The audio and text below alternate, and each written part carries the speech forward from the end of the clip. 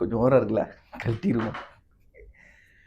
அதாவது அன்றாடம் சட்டமன்ற நிகழ்வுகள ஒரு கிரிக்கெட் மேட்ச் பார்க்குற மாரி, ஃபுட்பால் மேட்ச் பார்க்குற மாரி, நம்ம விரும்பிய ஒரு ஷோவ பார்ப்போம் இல்லையா? அந்த மாதிரி உட்கார்ந்து ஒரு நாள் ஃபுல்லா எவ்வளவு நடந்தாலும், அவ்வளவையும் வந்து உன்னிப்பா கவனிச்சு யாரெல்லாம் என்ன பேசுறாங்கன்றது மக்கள் பார்க்கக்கூடிய ஒரு அளவுக்கு இந்த லைவ் செஷன கொண்டு வந்து இன்றைக்கு மக்கள் கண்ணு முன்னாடி நிறுத்தியிருக்கக்கூடிய தமிழக வெற்றிக் கழகத்துக்கு வாழ்த்துக்கள் குவிஞ்சுகிட்டே இருக்குங்க.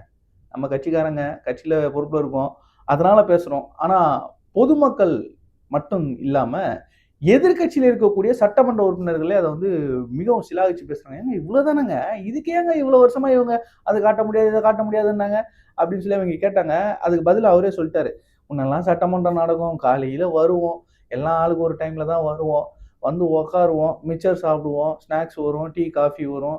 அப்படியே சாப்பிட்டு கொஞ்ச நேரம் தூங்குவோம். என்ன யார் பேசுறான்னு தெரியாது. யார் சண்டை போடுறான்னு தெரியாது. சரி நம்ம ஆள் பேசுறாங்களா, எதிர் ஆள் பேசுறாங்களான்னு தெரியாது. ஊன்னு கத்துனாங்க. டேபிள்ல தட்டுனா மட்டும் எழுந்து தட்டுவோம். அப்படியே டபக்குன்னு எழுந்து குளிச்சு பாத்ரூம் போவோம். இந்த பக்கம் அப்படியே சுத்தி பார்த்துட்டு கேன்டீன் பக்கம் போவோம். மத்தியானம் லஞ்சுக்கு முன்னாடி சட்டசபையை முடிச்சுட்டு வீட்டுக்கே போயிருவோம் ஐயா. லஞ்சே நாங்க வெளிய தான் போய் சாப்பிடுவோம். என்னடான்னா 4 மணி வரைக்கும் வச்சு அடிக்கிறீங்களே அப்படின்னு சொல்லிட்டு எதிர்க்கட்சியில இருக்கக்கூடிய சட்டமன்ற உறுப்பினர்கள் இதுவரை 4 முறை 5 முறை சட்டமன்ற உறுப்பினர்களா இருந்தவங்கலாம் சிலாகிச்சு சொல்றாங்க. என்னன்னா, இந்த முறை உண்மையிலேயே கேமரால நம்மள காட்டிடுவாங்களோ அப்படின்ற கொஞ்சம் பயமும் இருக்கு. நம்ம தொகுதிக்காக எதுவும் பேசல, கேட்கல, மக்களுக்காக எதுவும் பேசல அப்படின்னா மக்களுக்கு தெரிஞ்சிரும். இத்தன நாளா வெளிய தெரியாம இருந்தது, நீ வெளிய காட்டிட்டாங்கய்யா அப்படின்னு சொல்லிட்டு ஒரு பதட்டத்திலயும் அவங்க இருக்கிறத வந்து புரிஞ்சுக்க முடியுது.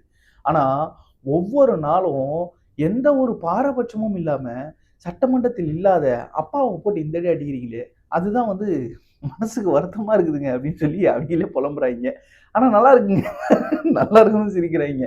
ஏன்னா எந்த அளவுக்கு உட்கட்சி ஆட்களே வந்து அவங்க மேல வந்து கடுப்புல இருக்காங்க அப்படின்றது எனக்கு இப்பதான் புரிஞ்சுது. இவ்வளவு பிரச்சனைகள் இருக்கு. இவ்வளவு ஓடிக்கிட்டு இருக்கு. சட்டமன்றம் பரபரப்பா போய்க்கிட்டு இருக்கு. நேத்து சட்டமன்றத்துல நடந்த பல விஷயங்கள் நம்ம விவாதிக்கணும் அப்படின்னா, அதுக்கு வந்து திரும்ப ஒரு 8 மணி நேரம் ஆகும். ஸோ வேளாண் துறையில செய்த சாதனை அப்படின்னு பார்த்தீங்கன்னா, வேளாண் பட்ஜெட் படிச்சு முடிச்சு இருக்கிற பட்ஜெட்ல இதெல்லாம் பண்ண முடியும். மிச்சம் இருக்கிறத நம்ம பேரிடர் காலத்துக்காக வச்சுக்கணும் அப்படின்னு யோசிக்கும்போது, விவசாயிகளின் கோரிக்கை. இத வந்து இத்தனை ஆண்டுகளாக செவி சாய்க்காத இந்த 2 திமுக, அதிமுக அரசுகளும் முதல் முறையாக எங்களெல்லாம் அமைச்சர்லாம் கூப்பிட்டு பார்த்து பேச மாட்டாங்க. அதிகாரிங்க தாங்க பேசுவாங்க எங்ககிட்ட. ஆனா இந்த முறை 8 அமைச்சர்கள் எங்கள கூப்பிட்டு உட்கார வச்சு மரியாதை குடுத்து எங்கள் கோரிக்கைகள கேட்டு அதுக்கு வந்து செவி சாய்க்கிறேன்னு உறுதி குடுத்துருக்காங்க. எங்களுக்கு நம்பிக்கை இருக்குது இந்த அரசு மேல, இந்த அமைச்சர்கள் மேல, முதலமைச்சர் மேல அப்படின்னு சொல்லக்கூடிய விவசாய சங்கங்கள முதல் முறையா நம்ம பார்க்கிறோம். வெளிய வந்து பேட்டி குடுத்ததெல்லாம் பார்த்தோம். அத தாண்டி சட்டமன்றத்துல நேற்று வைத்த கோரிக்கைய ஒரே இரவுல பரிசீலித்து மறுநாளே, சரி எல்லா கோரிக்கைகளும் ஒரு பக்கம் வைங்க. இன்னைக்கு நம்மளால என்ன சாத்தியம் செய்ய முடியும்? என்ன நம்ம கையில இருக்கு? அத மட்டும் குடுங்க அப்படின்னு சொல்லிட்டு, இன்றைக்கு என்ன முடியுமோ அத உடனடியாக மறுநாளே 110 விதியின் கீழ அறிவிச்சிருக்காரு நேத்து சட்டமன்றத்துல முதலமைச்சர். இத தாண்டி நம்ம பேசணும் அப்படின்னா நெறைய விஷயங்கள் பேசலாம். ஆனா நெறைய சர்ச்சைகளும் நடந்ததுங்க. ராஜ்மோகன் அண்ணன் அவர்கள் பேசினது, அதற்கு பிறகு வந்து தமிழ்த்தாய் வந்து தீர்மானம் கொண்டு வரும்போது எல்லாருமே பேசினாங்க. எல்லாரும் தமிழ்த்தாயை ஒட்டி அந்த தமிழ்த்தாய் தீர்மானத்தை ஒட்டி பேசுங்க அப்படின்னு அதெல்லாம் மீறி மீறி பேசிக்கிட்டு இருந்தாங்க. சபாநாயகர் ரொம்ப அருமையா சபையை நடத்தினாரு. அதுல எந்த ஒரு மாற்று கருத்தும் இல்ல. அதை தாண்டி நிதி அமைச்சரை வந்து வம்பிழுக்கிற மாதிரி பேசின மதிமுக சட்டமன்ற உறுப்பினர். மதிமுக இல்ல, இப்ப திமுக தான் இருக்காரு. திமுக எம்எல்ஏ தான் அவரு. அது வந்து கொஞ்சம் அவரை வந்து பர்சனலா கேலி கிண்டல் பண்ண மாதிரி அவர் எடுத்துக்கிட்டார். அது வந்து உண்மையிலேயே கேலி கிண்டல் தான் பண்ணாங்க. பட் அத எடுத்துக்க விதம்னு ஒண்ணு இருக்கு. அத வந்து அவ்வளோ சீரியஸா எடுத்துக்க வேண்டிய விதமும் இல்ல அப்படின்ற விமர்சனம் சொந்த கட்சியில இருந்தும் வந்திருக்கு. அவர் அத புரிஞ்சுக்குவார் அப்படின்றதும் நம்ம பார்க்க முடியுது. ஆனா அந்த அந்த ஒரு மொமெண்ட்ல அந்த ஹீட்ல உடனே அத வந்து டெலிவர் பண்ணிட்டார். ஸோ நிதியமைச்சர். அத டெலிவர் பண்ணதுக்கு பல அமைச்சர்களும் தடுத்து நிறுத்தி அவருக்காக பேசியும் அத வந்து நியாயப்படுத்திட்டாங்க. ஸோ அதுல வந்து நம்ம விமர்சிக்க வேண்டிய அவசியமே கிடையாது. இதுல வேற அவர் போட்டோவ போட்டு நேத்தெல்லாம் ஒரே விமர்சனம். இத பேசியிருக்கீங்களா? இப்படி பண்ணிருக்கீங்களா? அத பண்ணிருக்கீங்களா? முன்னால என்ன பண்ணீங்க தெரியுமா? இதெல்லாம் வந்து விமர்சிச்சிருக்காங்க. சட்டமன்றத்துல எத பேசணுமோ அத மட்டும் பேசுனீங்கன்னா நல்லா இருக்கும் அப்படின்னு சொல்லி முடிச்சுட்டாங்க. அதுக்கு அழகா அண்ணன் ராஜ்மோகன் அண்ணன் ஒரு பதிலும் குடுத்து முடிச்சாரு. எல்லாம் முடிச்சு அத வச்சு நல்லா பேசினாங்க. காலையிலேயே ஆரம்பத்திலே விவசாயிகள்லாம் பத்தி பேசும்போது சிரிப்பலைகள் வந்தது. சபாநாயகர் வந்து அண்ணே அண்ணே அப்படின்னு சொல்லி பேசிய அமைச்சர் சிரிப்பலை. முதல்வர் விஜயண்ணன் வந்து சிரிச்ச விஷயம் வந்து போயிட்டு இருக்கிறது. அதை தாண்டி ரமேஷ் அவர்கள், நண்பர் ரமேஷ் மாண்புமிகு அமைச்சர் ரமேஷ் அவர்கள் என்ன பண்ணாரு, டபக்குன்னு விவசாயின்னு எல்லாரையும் சொன்னீங்க. இந்த கண்பு தோட்டத்துக்குள்ள கான்கிரீட் போட்டு நடந்த விவசாயி அப்படின்னு சொல்லி அது வந்து வேற லெவல்ல ஒரு சிரிப்பலை தான் முடிச்சு எதிர்ல இருக்கிறவங்களுக்கு எரிச்சல கிளப்பியிருக்கோம். பட் அத பத்தி நம்மளுக்கு கவலை இல்ல.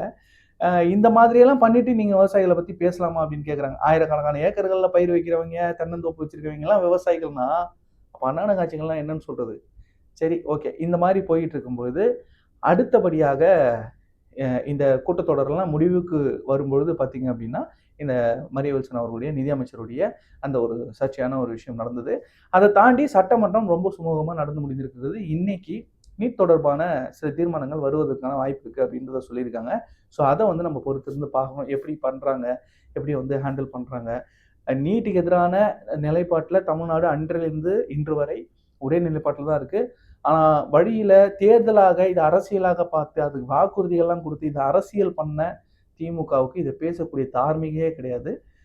ஸோ அதத்தான் நம்ம இன்னைக்கு பார்க்க போறோம். முக்கியமா கே.என். நேரு அவர்களும், தொழில்துறை அமைச்சர் அவர்களும் விவாதிச்சாங்க. அந்த இடத்துல வந்து ஒரு விஷயத்த வந்து நான் நோட் பண்ணேன். என்னன்னா, இந்த சிப்காட்டுக்கெல்லாம் தண்ணி இல்ல, காவேரியிலேருந்து நாங்க தண்ணி போட்டுருக்கோம், இதெல்லாம் போட்டுருக்கோம், பைப்லாம் போட்டுருக்கோம்னு சொல்றீங்க. அது ஏதோ நீங்க இப்போ வந்து அந்த 80, 90 நாள்ல பண்ணி முடிச்சுட்டு மாரி சொல்றீங்களே, அதுதான் விசித்திரமா இருக்கு. நாங்க இதுக்கு முன்னாடி பண்ணி வச்சிருந்தோம். நீங்க அத கன்டின்யூ பண்றீங்க. அப்படி சொல்லுங்க அப்படின்ற மாரி சொன்னாரு. ஆனா எனக்கு என்ன புரியலன்னா, அமைச்சர் அவர்கள் சொல்லும்போது, இந்த வேலைகள இந்த 90 நாள்ல பண்ணியிருக்க முடியாது. நாங்களும் பண்ணியிருக்கோன்றீங்க.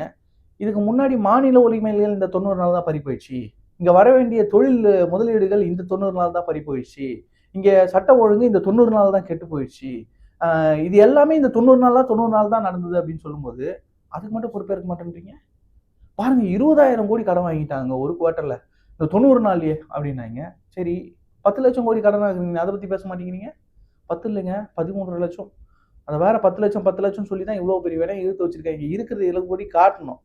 வரும்போது வெள்ளை அறிக்கை குடுத்தீங்கன்னா, போகும்போது வெள்ளை அறிக்கை குடுத்துருந்தீங்கன்னா, அத வச்சு அவங்க தேர்தல் வாக்குறுதிகள ரெடி பண்ணியிருக்கலாம். ஸோ இப்போ இருக்கிற நிதி நிலைமையில என்ன செய்ய முடியும்? என்ன செய்ய முடியாது? அப்படின்றத ரொம்ப தீர ஆராய்ந்து, இன்னைக்கு விவசாயிகளுக்கான, ஒட்டுமொத்த தமிழ்நாட்டு மக்களுக்கான, முக்கியமாக வரிச்சுமை இல்லாத ஒரு பட்ஜெட்ட இந்த ஆண்டு வந்து தாக்கல் பண்ணியிருக்கோம் அப்படின்றத நம்ம அழுத்தி பார்க்க வேண்டியிருக்கு. ஏன்னா, கடந்த முறை ஆட்சிக்கு வந்தவர்கள் பல காரணங்கள சொல்லி வரிச்சுமைய நம்ம தலையில சுமத்துனாங்க. அந்த வரி உயர்வு சுமைய இந்த முறை தமிழக அரசு, தமிழக வெற்றிக் கழகத்தின் அரசு நம்ம மீது சுமத்தல அப்படின்றது உண்மையிலேயே பாராட்டப்பட வேண்டிய ஒரு விஷயம். ஏன்னா இபி பில்லு, சொத்து வரி, ஒரு டாக்ஸ், நம்ம வீட்டு வரி, இது எல்லாத்தையும் வந்து உயர்த்தி நம்ம மேல வந்து சுமைய சுமத்திட்டு கடன் வாங்கி நமக்கு வந்து மாசம் ரூ. 1000 அப்புறம் இந்த திட்டத்துக்கு இவ்வளோ அப்படின்னு சொல்லி குடுக்கறதுல எந்த ஒரு பயனுமே இல்ல அப்படின்றதுல நான் உறுதியா இருக்கேன். இந்த ஆட்சியில அது நடக்காம இருந்தது உண்மையிலேயே வரவேற்கத்தக்கது. முக்கியமாக இவ்வளோ இக்கட்டான சூழ்நிலையில ரூ. 6,000 கோடி விவசாயிகளுக்கு முதல் கட்டமாக தள்ளுபடி கடன், விவசாய கடன் தள்ளுபடின்றத நம்ம மாண்புமிகு அமைச்சர் காந்திராஜ் அவர்களும் சொல்லியிருந்தாரு, கூட்டுறவுத்துறை. ஸோ இந்த மாரி பல விஷயங்கள் இந்த பட்ஜெட் கூட்டத்தொடர் தொடர்ந்து நெறைய நடந்தது. ஸோ உங்களுக்கு என்ன பிடிச்சது அப்படின்றத கமெண்ட்ல சொல்லுங்க. இன்னைக்கு உண்மையிலேயே என்ன நடக்க போகுது அப்படின்றதையும் கமெண்ட்ல சொல்லுங்க. நன்றி. நான் வேலுவன் கே.ஆர்.